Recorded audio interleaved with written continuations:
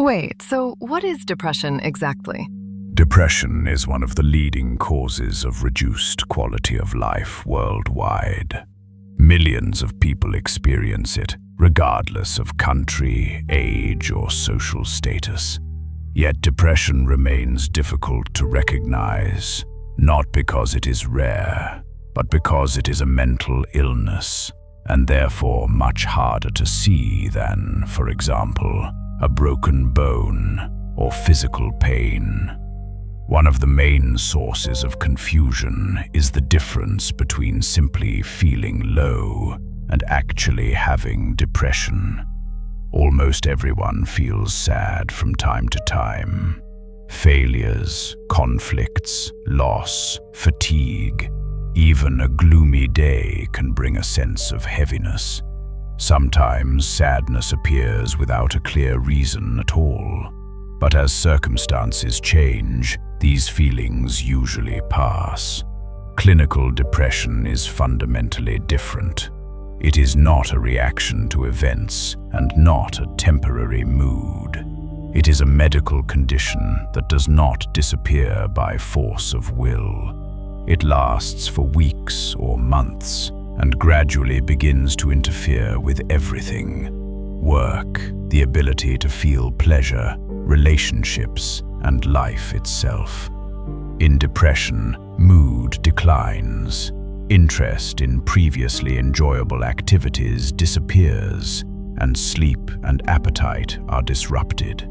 Thoughts become sluggish, concentration worsens, and energy fades. Feelings of guilt, emptiness, or worthlessness may appear, and sometimes recurring thoughts of death. When these symptoms persist and overlap, it is no longer a bad period, but a depressive disorder. It is important to understand that depression is not just about emotions or behavior. It has real biological manifestations. Modern research shows that depression involves changes in brain networks responsible for emotion regulation, memory, and decision-making. In recent years, it has become clear that explaining depression solely as a lack of serotonin is far too simplistic. Depression is a complex condition involving neurotransmitters, hormones, circadian rhythms, the immune system, and the body's response to chronic stress. Prolonged stress can literally reshape the brain, especially in people with genetic vulnerability. At the same time, science still does not have a single definitive answer as to why depression develops in some people and not in others. Evidence points to a complex interaction between genes and environment. We cannot predict in advance when or where it will appear. This is precisely why depression so often goes unnoticed.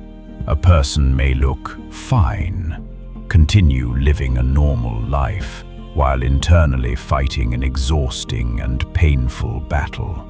Around the world, people with depression often delay seeking help for years because of shame, guilt, or the belief that they should simply pull themselves together. Yet depression is one of the most treatable mental disorders. Today, we know that psychotherapy and medication are most effective when used together, helping the brain gradually restore disrupted processes. In severe cases, other treatments are used as well, including electroconvulsive therapy and modern forms of neurostimulation, which continue to actively evolve. If someone close to you may be struggling with depression, the most important thing is not to dismiss or minimize their experience. Sometimes gentle presence, a willingness to listen, or help with the first step toward a professional can change everything. For a person with depression, even simple actions can feel overwhelming. It is essential to remember, depression is an illness.